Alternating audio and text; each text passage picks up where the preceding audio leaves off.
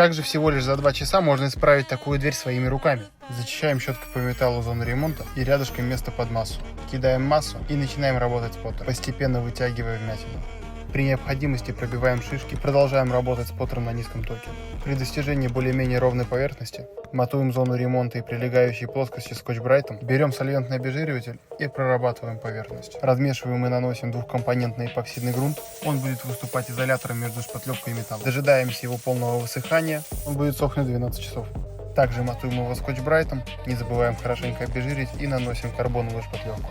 Даем ей хорошенько просохнуть, берем эксцентриковую машинку, абразив 120 и стачиваем шпатлевку до ровной поверхности. При необходимости повторяем процедуру до необходимого результата. Если у нас где-то вылезают шишечки, пробиваем их и, как я сказал ранее, протягиваем еще раз карбоновой шпатлевкой. В моем случае хватило 2 протяжек. После всех манипуляций наносим грунт-наполнитель в 2 слоя. А в следующем видео я покажу, как правильно покрасить эту дверь.